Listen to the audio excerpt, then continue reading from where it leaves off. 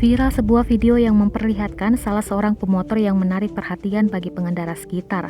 Ulah pemotor tersebut dilihat di lampu lalu lintas saat masih posisi merah.